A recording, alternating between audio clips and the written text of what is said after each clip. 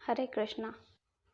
अगर आपने कोई जवाब मांगा है यूनिवर्स से, उस ईश्वर से, तो ये कैसे पता चलेगा हमें कि हमने जो पूछा है उसका सही जवाब हमें मिल चुका है? उस यूनिवर्स के साइन को हम कैसे पहचानें?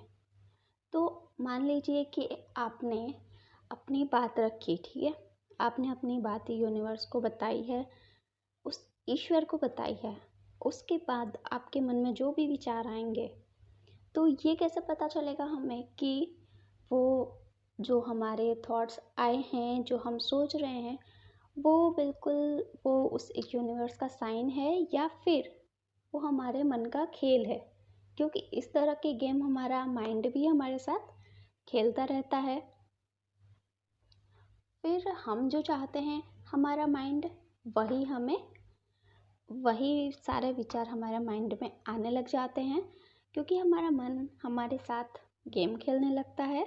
और हम अगर फिर भी हम वेरीफाई करना चाहते हैं कि हाँ, ये वो यूनिवर्स का साइन है या सिर्फ हमारे मन का वहम है, हमारे मन का गेम है, तो हमें क्या करना चाहिए?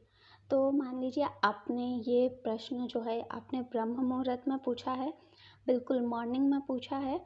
तो आप क्या करें कि दूसरे दिन ब्रह्म मुहूर्त में ही, उसी टाइम पे, जिस टाइम पे आप मेडिटेशन करते हैं, मंत्र की चैंटिंग करते हैं या जो भी करते हैं, उसी ब्रह्म मुहूर्त में सेम टाइम पे आपको क्या करना है कि आपको मेडिटेशन करना है, ध्यान करना है। उसके बाद, ये करने के बाद, और अगर आप जल्दी चाहते हैं तो आप सेम डे भी कर सकते हैं, लेकिन मैं कहती हूँ कि दूसरे दिन करें तो ज़्यादा अच्छा रहता है।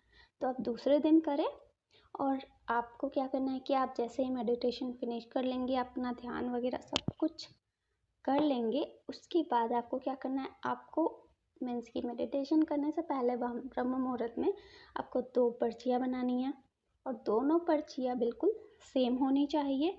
और उस पे, दोनों पर्ची पे, एक पे हाँ लिखना है, एक पे ना लिखना है।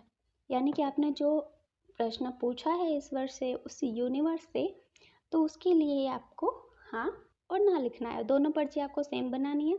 उसके बाद आपको भगवान के सामने उस पर्ची को रख देना है। उसके बाद जब आप मेडिटेशन कंप्लीट कर लेंगे, ध्यान वगैरह सब कुछ हो जाएगा आपका, उसके बाद आपके घर में कोई छोटा बच्चा होगा, तो आप उससे बोल सकते हैं कि उस पर दोनों पर्चियों में से कोई एक उठाकर ले आए। और जब वो कोई भी एक पर्ची उठा के लेके आएगा, तो आप उससे देख सकते हैं कि उसमें कौन सा आंसर है, हाँ है या ना है। और जो भी उसमें हो वो आपको एक्सेप्ट करना है, वो आपको मान लेना है कि हाँ, वही वही आपके क्वेश्चन का आंसर है, आपको वही करना है। फिर आप ऐसा नहीं कर सकते कि आप ये दोबारा करें।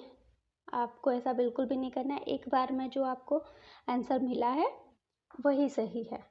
और अगर ऐसा भी हो सकता है कि आप घर में अकेले रहते हैं, और तो आप ये कैसे करेंगे? तो आप ऐसे कर सकते हैं कि वो दोनों पर्ची आप रखिए, इस तरह से ध्यान वगैरह सब फिनिश होने के बाद फिर आपको क्या करना है कि आंखें बंद करनी है, और दोनों में से कोई एक पर्ची आपको उठा लेनी है, और उसके बाद आपको देखना है कि उसमें क्या लिखा हुआ है। इस तरह से आपको आपके क्वेश्चन का आंसर मिल जाएगा। आप ऐसा दोबारा नहीं कर सकते, क्योंकि नहीं, कई बार ऐसा होता है ना कि हमारे मीन्स की हमारे मन के हिसाब से अगर आंसर नहीं आता है तो हम दोबारा करने की कोशिश करते हैं, और जब आ जाता है तो हम ये सोचते हैं कि हाँ, यही है ईश्वर का साइन। तो ऐसा नहीं होता है। आपको जो भी आंसर मिलना होगा वो एक बार में ही मिल जाएगा। तो आप इस तरह से अपने क्वेश्चन का आंसर पा सकते हैं। तो फ्रेंड्स, कैसी लगी ये वीडियो कमेंट करके ज़रूर बताएं, एंड वीडियो को लाइक करें, शेयर करें, एंड चैनल को सब्सक्राइब करें। And thanks for watching.